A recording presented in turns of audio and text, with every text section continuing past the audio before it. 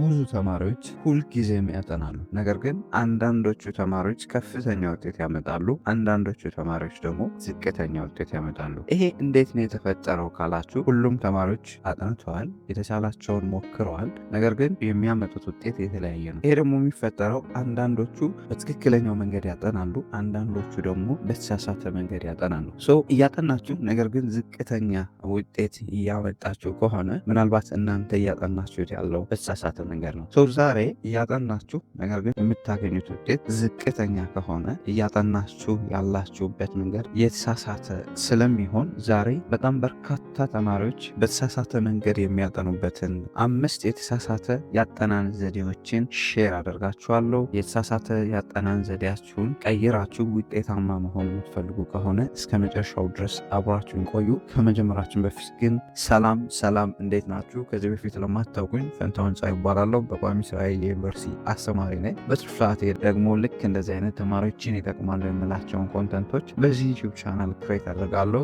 ዩቲዩብ ላይ ልክ እንደዚህ አይነት ቁም ነገር አዘል መረጃዎችን ለማየት የሚመጡ ከሆነና ለዚህ ዩቲዩብ ቻናል አዲስ ከሆናችሁ ሰብስክራይብ በማድረግ ቤተሰብ ይሁኑ። አስተያየት ካላችሁ ደግሞ ኮሜንት ሴክሽን ላይ አስቀምጦልን አብዛኛው ተማሪ አይደለም ፈተና ደርሶ ፈተና ሳይደርስ እንኳን ያጠናል። ነገር ግን ሲያጠና የሚያጠናበት መንገድ የተሳሳተ ነው። በዚህ ምክንያትም አንዳንዶቹ በጣም ትንሽ አጥንተው ከፍተኛ ውጤት ያመጣሉ፣ አንዳንዶቹ ደግሞ ብዙ አጥንተው ዝቅተኛ ውጤት ያመጣሉ። ለዚህ ደግሞ እንደ ዋና ምክንያትነት የሚጠቀሰው የምታጠኑበት መንገድ የተሳሳተ መሆኑ ነው። ስለዚህ የመጀመሪያው ተማሪዎች በተሳሳተ መንገድ የሚያጠኑበት የመጀመሪያው የተሳሳተ የጥናት ዘዴ ፕራክቲስ ሳታደርጉ ሁልጊዜ ማንበብ ብቻ በመጠቀም የምታጠኑበት የጥናት ዘዴ ነው። ሁልጊዜ ኖታችሁን፣ ኤክሰርሳይዝ ቡካችሁን ወይም አጤሪራችሁን ሁልጊዜ ማንበብ ከጥቅሙ ጉዳቱ ያመዝናል። ስለዚህ ሁልጊዜ ካነበባችሁ በኋላ የተለያዩ ጥያቄዎችን ከዚህ በፊት ፈተና የነበሩ ጥያቄዎችን ሪቪው ኩዌስችኖችን መስራት አለባችሁ። እነዚህን ጥያቄዎች በመስራት ራሳችሁን ፈትሻችሁ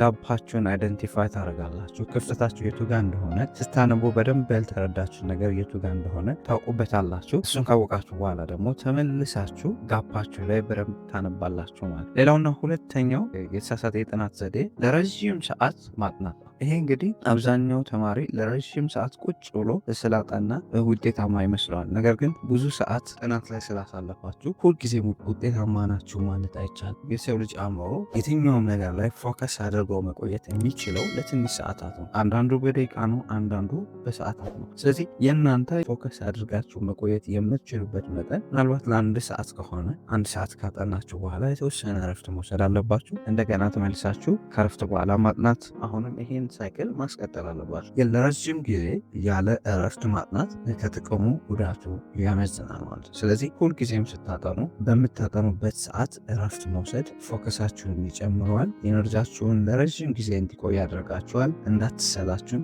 ያደርጋችኋል። ስለዚህ ሁልጊዜ በምታነቡበት ወቅት እረፍት መውሰድ አለባችሁ። ሌላው የተሳሳተ የጥናት ዘዴ ሪቫይዝ ወይም ክለሳ አለማድረግ። አብዛኛው ተማሪው ሁልጊዜም ፈተና ውስጥ ሲገባ ያነበበውን ነገር ነው የሚመጣው። ነገር ግን ያንን ፈተና ለመመለስ ለማስታወስ በጣም ትቸገራላችሁ። ነገር ግን ይሄ የሚመጣው ብዙ ጊዜ መርሳት የሚፈጠረው በደንብ ሪቫይዝድ ባለማድረግ ነው። ስለዚህ ሁልጊዜም ካጠናችሁ በኋላ በተወሰነ ታይም ኢንተርቫል ሾርት ኖታችሁን ወይም ደብተራችሁን ያለውን ኖት በደንብ ሪቫይዝ አድርጋችሁ ማጥራት አለባችሁ። አንድ ጊዜ ያጠናችሁትን ነገር ከተወሰነ ጊዜ በኋላ አብዛኛውን ነገር ስለምትረሱት፣ ይህንን ነገር ደግሞ የረሳችሁትን ነገር የምታስታውሱት በመከለስ ስለሆነ ክለሳን በደንብ አጠናክራችሁ ሁልጊዜም መከለስ አለባችሁ ማለት። ሌላውና ዋነኛው የተሳሳተ የጥናት ዘዴ ሁልጊዜም ፈተና ሲደርስ ብቻ ማጥናት።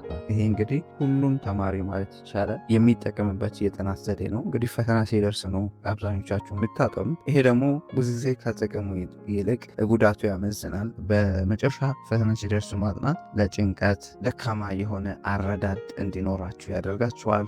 ይሄ ደግሞ ፈተና ገብታችሁ ውጤታማነታችሁን ይቀንሷል ነው። ስለዚህ ስታጠኑ ለፈተናችሁ ከፈተናው በደንብ ቀደም ብላችሁ ኢቨን ከተማራችሁ ክላስ ውስጥ ከተማራችሁ ጀምሮ ለረጅም ጊዜ በደንብ ማጥናት አለባችሁ። በሚገባው ሰዓት ሪቫይዝ ማድረግ አለባችሁ። ስለዚህ ሁልጊዜም ፈተና ሲደርስ ማጥናት ብቻውን ውጤታማ አያደርግም። ከፈተና በፊት ፈተናው በደንብ ሳይደርስም ማጥናት አለባችሁ። ሌላው እና አምስተኛው አብዛኛው ተማሪ ውጤቱ የሚያስኮለኩልበት መንገድ ጥርጣሬዎችን ችላ ማለት። አብዛኛው ተማሪ ፈተና ከመግባቱ በፊት ይሄን አውቀዋለሁ፣ ይሄን አላውቀውም እያለ ጥርጣሬ ፈተና ውስጥ ይገባል። ይሄ ትንንሽ ጥርጣሬዎች ፈተና ውስጥ ትልቅ ፕሮብለም ይሆናሉ። ስለዚህ ፈተና ከመግባታችሁ በፊት አስመቸሽካን ወይም በቻላችሁት መጠን ጥርጣሬያችሁን አስወግዳችሁ ወይም የምትጠራጠሩትን ያልገባችሁን ነገር የምችሉ ከሆነ አንብባችሁ፣ ማስችሉ ከሆነ ደግሞ ከሰው ወይም ከጓደኞቻችሁ ተረድታችሁ ፈተና ውስጥ መግባት አለባችሁ። ሰው እነዚህን ስሞል ዳውትስ ወይም ጥርጣሬዎች በማስወገድ ፈተና ውስጥ